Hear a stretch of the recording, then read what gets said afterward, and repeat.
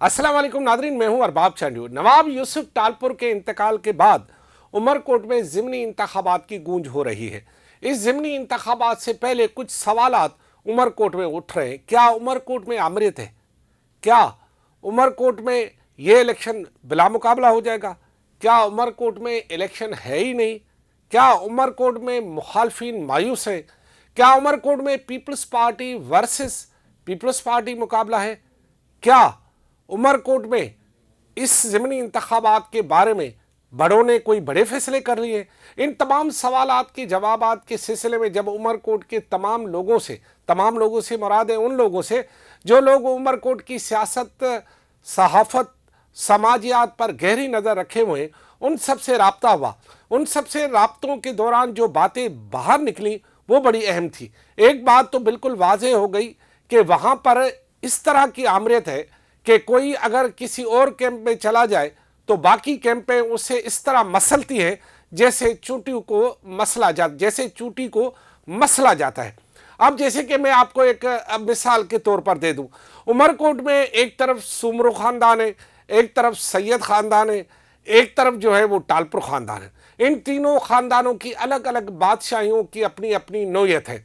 अगर कोई भूले से उमरकोट में जो है वो सिंध हाउस चला गया और सुमरो की कैंप में चला गया तो फिर सैयद और टालपुर उसे किसी भी तौर पर बख्श करने के लिए तैयार नहीं होते। वो उसे किसी भी तौर पर अपनाने के लिए तैयार नहीं होते, भले वो पाकिस्तान पीपल्स पार्टी का ही क्यों ना हो। अगर कोई सैयद कैंप में चला गया तो फिर सुमरो और टालपुर उसे नहीं छोड़ते, और जब टालपुर कैंप में कोई चला जाए तो फिर सुमरो और सैयद उसे यूं घूर घूर के देखते हैं। तो इस तरह घूर के देखना, आंखें फाड़ना और फिर उसे नज़र में रखना और फिर वक्त आने पर उसे ताना मारना, आप तो फलां की कैंप के हैं। तो मतलब पाकिस्तान पीपल्स पार्टी भी इस वक्त उमरकोट में कैंपों में तकसीम है। कोई कैंप मरून मिन्नत है सैयदों की, कोई कैंप मरून मिन्नत है टालपुरों की, कोई कैंप मरून मिन्नत है जो है वो सुमरों की। वहाँ पर जो है वो अगर कोई भूले से ही कोई जो है हमारे जैसा कारकुन वहाँ पहुँच जाए और वो कहे कि भाई पाकिस्तान पीपल्स पार्टी है, तो वो कहेंगे कौन सी पीपल्स पार्टी? काहे की पीपल्स पार्टी? पहले इधर आओ, हमारे से हिसाब किताब करो, फिर पीपल्स पार्टी होगी। और पीपल्स पार्टी ने कहा वहाँ पर कभी भी आज़ादाना फैसले किए ही नहीं है। नतीजे में यह होता है कि वो उमरकोट में जो है वो ख़ानदान दिन ब दिन मजबूत होते जा रहे हैं और एक दूसरे को जो है वो कभी कभार यानी एक थाली में बैठकर अगर उमरकोट की सियासत का मिसाल दिया जाए तो बहुत ये दो जुमलों में बड़ा मिसाल होगा कि एक ही थाली में बैठकर छेद करते हैं। यानी अगर ये मिसाल दी जाए कि फिलहाल जो है वो दोनों जो है वो बड़ा याराना था और एक साथ बैठे हुए, तो एक साथ बैठकर ही वो उठेंगे तो उसी थाली में छेद कर जाएंगे। तो इसका मतलब है कि वहाँ के सियासतदानों का एक दूसरे के साथ रवैया बहुत ही जारहाना और एक दूसरे के लोगों को नापसंद करने वाला है।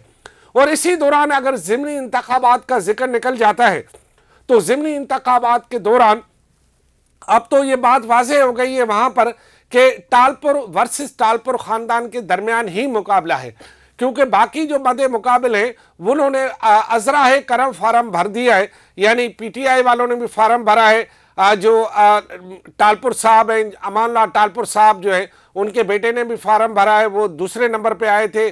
तीसरा एक वहाँ पर जो है वो तीसरे नंबर पे आया था। इसी तरह अमूमन कह रहे हैं कि जीडीए तकरीबन खामोश है, लेकिन उन्होंने भी कुछ फार्म भरा होगा। तो लेकिन जो इस वक्त जोड़ तोड़ चल रही है या पार्टी की जिन पर नज़र है वो है वही उसी टालपुर ख़ानदान के अंदर। इसका मतलब ये है कि एक बात तो बिल्कुल वाज़ेह हो गई है कि अगर पाकिस्तान पीपल्स पार्टी अभी अगर कोई निशस्त किसी को ये टिकट अलाट करेगी तो वो बहरहाल उसका ताल्लुक टालपुर ख़ानदान से होगा और टालपुर ख़ानदान से बाहर ये निशस्त जाने का इम्कान कम है, क्योंकि सैयद ख़ानदान को मुख्तलिफ हवालों से एडजस्ट किया जा चुका है।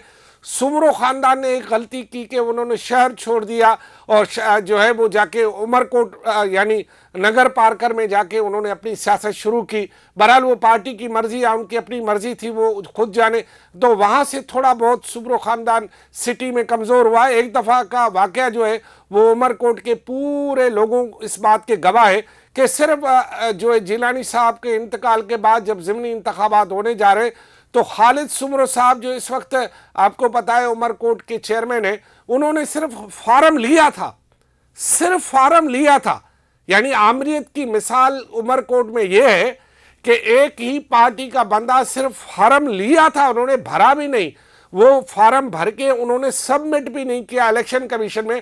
ان کے فارم بھرنے کے بعد وہاں پر جو ادھم مچا, آج تک اسے وہ بھگتنا پڑ رہا ہے اس بات کو. تو وہاں پر آمریت کی مثال تو یہ ہے کہ وہاں یہ پارٹی جمہوری ہے, لیکن پارٹی کے اندر جو گروپ بندی اس طرح ہے کہ وہ آمریت سے بھی بدتر دکھائی دے رہی ہے. اور وہاں پر آمریت والے تو شاید چھوڑ بھی دیں کوڑے شوڑے مار کر, یہ تو چھوڑنے کے لیے بھی تیار نہیں ہے. یہاں پر جو جس طرح پارٹی کیمپوں میں تقسیم ہے, پارٹی شاید اس پارٹی کو تو ضرور پتا ہے کہ وہ یہ ہو رہا ہے سب معاملہ, لیکن وہ بھی مزے لے رہے ہوں گے کیونکہ یہاں کی بات ادھر سے آ رہی ہوگی, ادھر کی بات ادھر سے آ رہی تھی, ادھر کی بات ادھر سے آ رہی ہوگی. لیکن میں یہ خبر آپ کو دے دوں کہ وہاں پر جو ٹالپور صاحب کی انتقال کے بعد, نواب ٹالپور کے انتقال کے بعد جو اس نشست پر جس شخصیت کو یہ ٹکٹ دیا جا رہا ہے اس کے بارے میں بڑوں نے فیصلہ کر لیا ہے.